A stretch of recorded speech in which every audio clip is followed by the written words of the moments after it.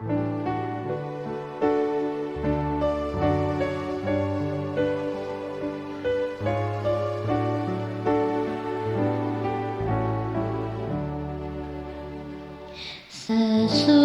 malam, tak ada awan, tak ada taufan binasakan.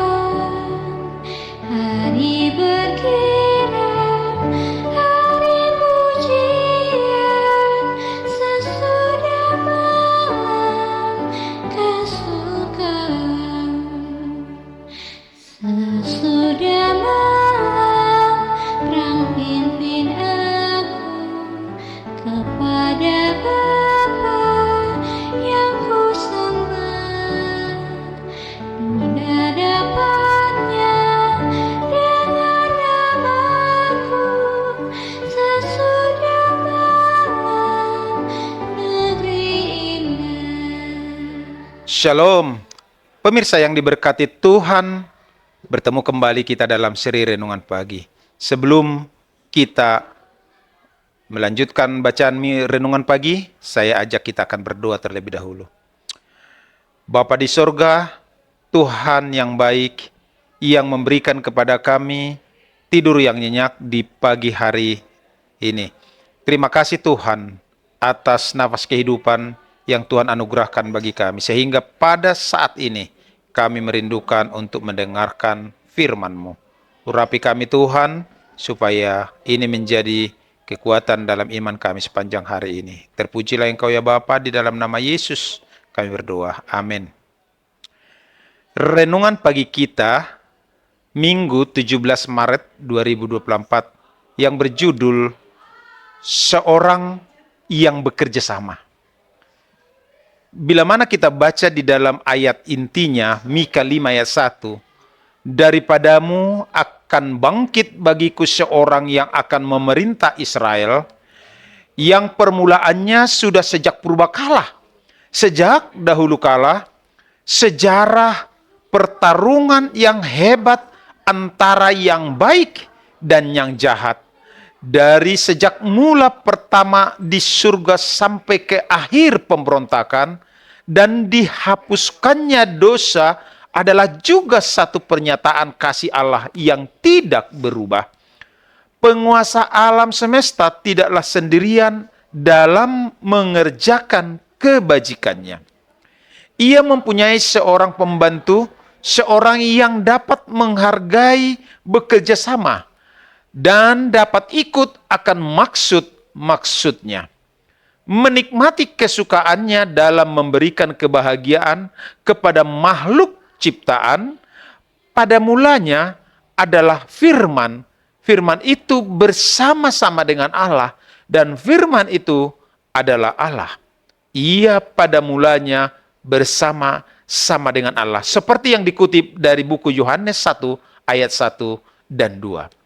Kristus, firman itu, anak Allah yang tunggal, adalah satu dengan Bapa yang kekal, satu dalam sifat, dalam tabiat, dalam tujuan, satu-satunya oknum yang dapat turut serta dalam musyawarah serta maksud Allah.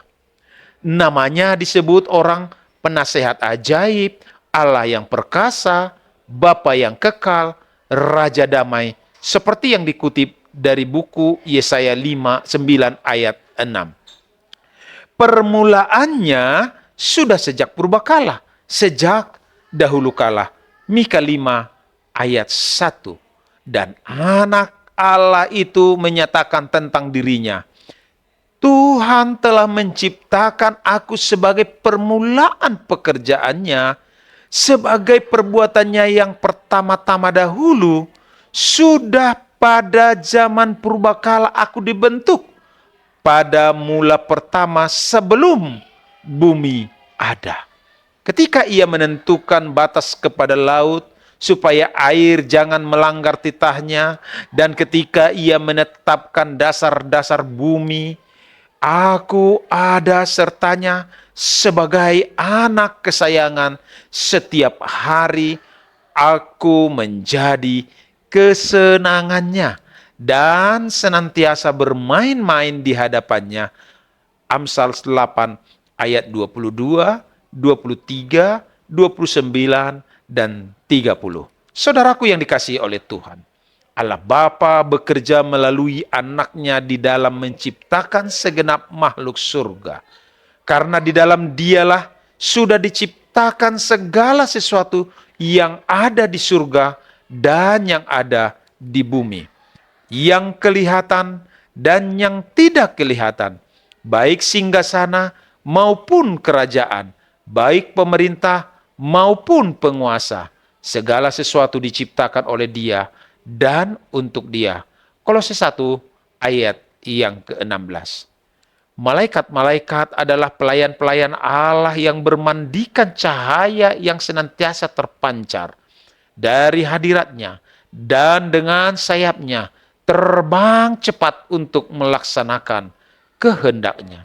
Tetapi anak Allah yang diurapi oleh Tuhan, gambar wujud Allah, cahaya kemuliaan Allah, yang menopang segala yang ada dengan firman-Nya yang penuh kekuasaan, memegang pemerintahan di atas semuanya.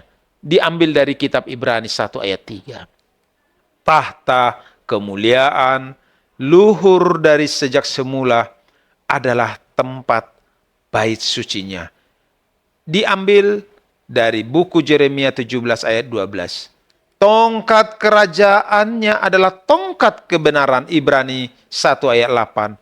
Keagungan dan semarak ada di hadapannya, kekuatan dan kehormatan ada di tempat kudusnya.